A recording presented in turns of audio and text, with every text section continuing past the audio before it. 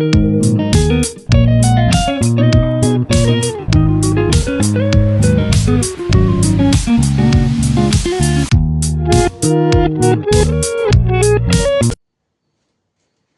student, good morning. இன்னைக்கு மாட்டுப்பொங்கல் திருநாள் நல்வாழ்த்துகள். இதுக்கு ரிலேட்டடாக நம்ம ஒரு சப்ஜெக்ட் பார்க்கலாம். என்னென்னா ஏறு தழுவுதல்னா மாடு பிடித்தல். ஓகேவா? அதில் நிறைய வேர்ட்ஸ் இருக்குது, அது அப்புறமா பார்ப்போம்.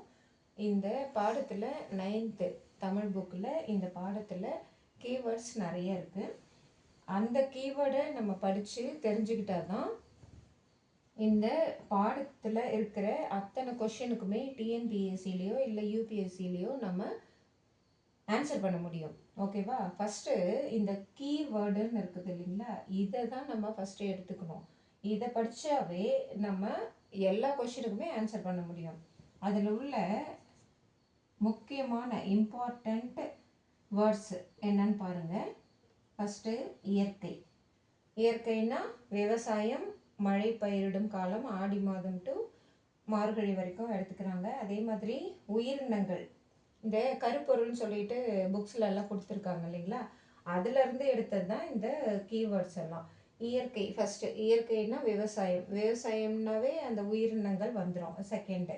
ஓகேவா? தேர்ட் வந்து வாழ்வியல், அதாவது இயற்கை விவசாயம் பண்ணி அந்த உயிரினங்களை வச்சு விவசாயம் பண்ணி நம்ம வாழ்ந்துட்டுருக்கோம். விவசாயிகளும் வாழ்கிறாங்க, மற்ற மக்களும் அந்த அரிசி சாதம் இல்லை இன்னும் பிற காய்கறிகள்லாம் விவசாயம் பண்ணுறாங்க இல்லைங்களா, விளை நிலங்களில் விளைக்கிறாங்க இல்லைங்களா, அதை வச்சு நம்ம வாழ்ந்துட்டுருக்கோம். இதுதான் வாழ்வியல்.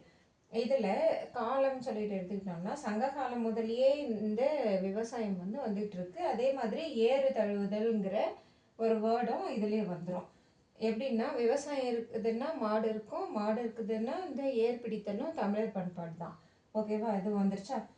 அது பண்பாடு. அடுத்தது அடுத்தது தொன்மை சான்றுகள்னா இது சங்க காலம் முதலே இருந்ததில்லை. இது சிந்து சமவெளி அகழாய்வு நடத்தினாங்க பாருங்க.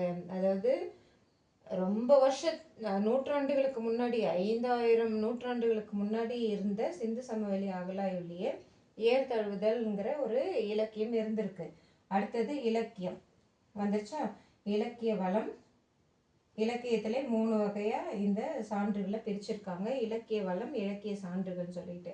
இப்போ பாருங்க, இந்த வேர்ட்ஸை மட்டும் பாருங்க. இயற்கை, உயிரினங்கள், வாழ்வு, சங்ககாலம், பண்பாடு, தொன்மை, இலக்கியம், இலக்கிய வளம், இலக்கிய சான்றுகள். அதாவது இதை எப்படி பிரிக்கணும்னா, இயற்கை சார்ந்த விவசாயம்னு எடுத்துக்குவோம். ஃபஸ்ட்டு விவசாயம் தானே. ஏறு தழுவுதல், பொங்கல் விழா, தமிழர் திருநாள் எல்லாமே விவசாயம்தான். அது இயற்கையானது, செயற்கை கிடையாது இல்லையா, இயற்கையானது. அதில் உயிரினங்களை வச்சு தான் விவசாயம் பண்ணுறாங்க. எந்த உயிரினம்? மாடுகளுக்கான ஒரு என்டர்டெயின்மெண்ட்டு, இல்லை மனிதர்களுக்கும் மாடுகளுக்குமான என்டர்டெயின்மெண்ட்டு. அதுலேயும் முக்கியமாக பார்த்திங்கன்னா தமிழர் பண்பாடில் அறத்தை கடைபிடிப்பாங்க. இதுவே ஸ்பெயின் நாட்டில் இருக்கிற ஏறு தழுவுதலில் அந்த மாடை அதாவது கொன்னுட்டு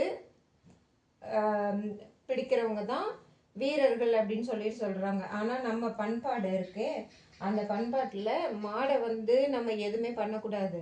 அதை தழுவி அந்த மாடை அடக்கணும், அந்த காளையை அடக்கணும்.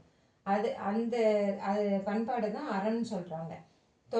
தொன்மை சான்றுகள்னா சிந்து சமவெளி அகழாய்வுன்னு சொன்னேன் இல்லைங்களா, பழந்தமிழ் இலக்கியம்.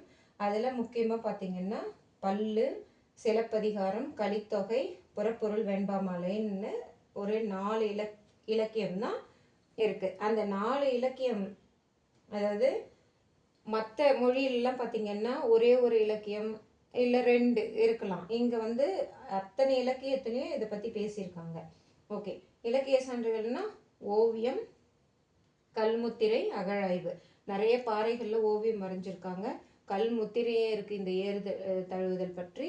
அப்புறம் சிந்து சமவெளி அகழாய்வு, கீழடி அகழாய்வுலையும் இந்த பண்பாடை வெளிப்படுத்தியிருக்காங்க. இதுதான் சான்றுகள்னு சொல்கிறாங்க.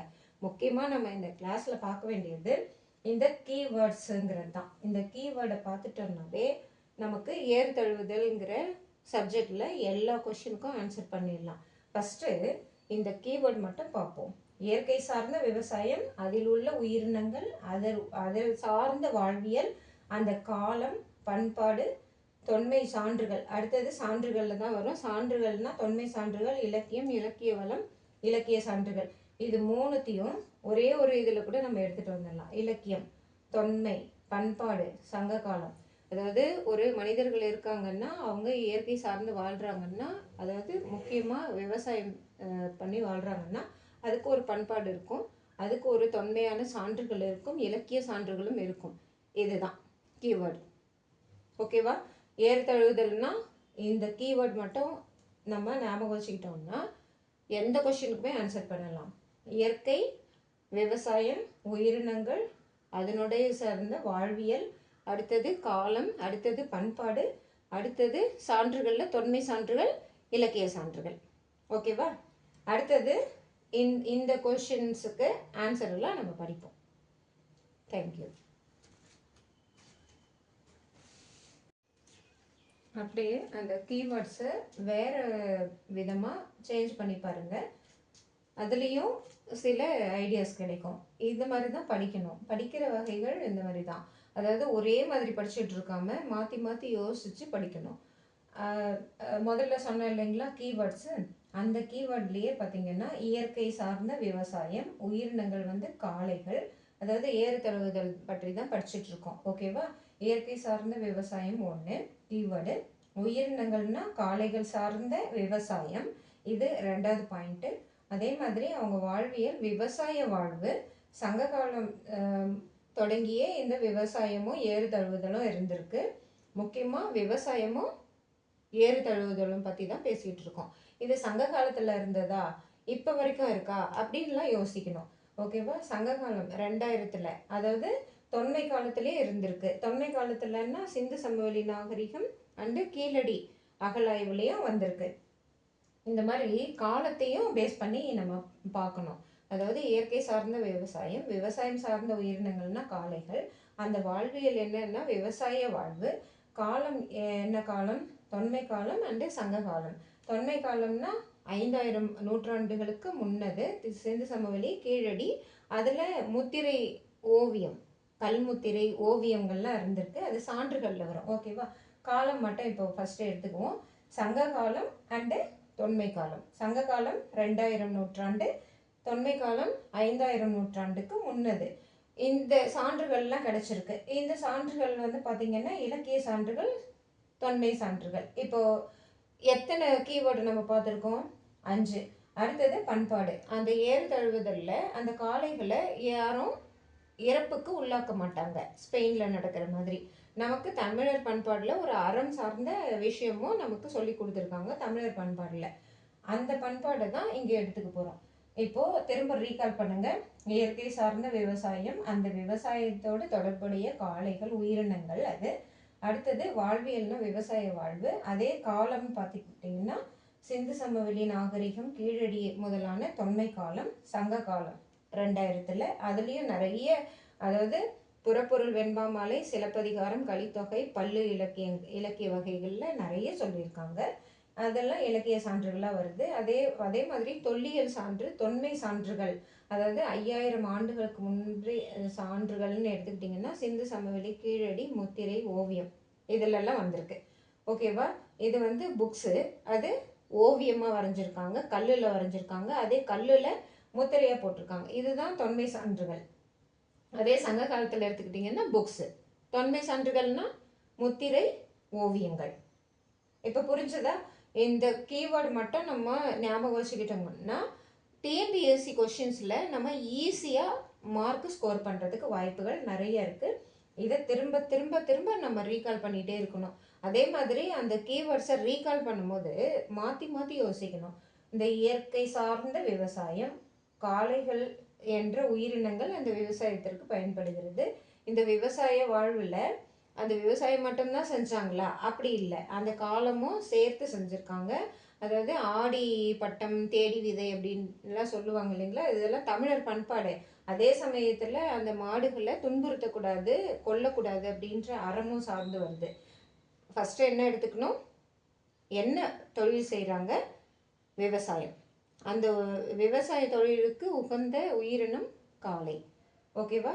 அந்த வாழ்வியல் விவசாய வாழ்வியல் அதோடு சேர்ந்து ஒரு பண்பாட்டை வளர்க்குறாங்க தமிழர்கள். அது என்னன்னா அந்த காளைகளையும் அந்த விவசாயத்தையும் பிற்கால சந்ததியினருக்கு எடுத்துகிட்டு போயிட்டே இருக்காங்க. அதுக்கு உண்டான அறத்தையும் போதிக்கிறாங்க. அதுக்கு உண்டான சான்றுகள்லாம் நமக்கு கிடைச்சிருக்கு. இதுதான் இந்த மாதிரி தான் நம்ம படிக்கணும். அதாவது அறத்தை போதிச்சிருக்காங்க. அதே மாதிரி காளைகளை துன்புறுத்தக்கூடாது அப்படிங்கிற அந்த சான்றுகள் ஃபுல்லாக இலக்கியம் சார்ந்தும் தொன்மை சான்றுகளும் நமக்கு கிடைச்சிருக்கு. சான்றுகள்ல 2 வகை, இலக்கிய சான்றுகள், தொன்மை சான்றுகள். அதே மாதிரி பண்பாடுன்னா அறம்னு கரெக்டாக வந்துடணும். ஸ்பெயினும் ஞாபகத்துக்கு வரணும். காலம்னா சங்க காலம், தொன்மை காலம். சான்றுகளில் தொன்மை காலம், சங்க காலம். சங்க காலத்தில் அகழாய்வு பணிகள், அதில் முத்திரைகள் கிடைச்சி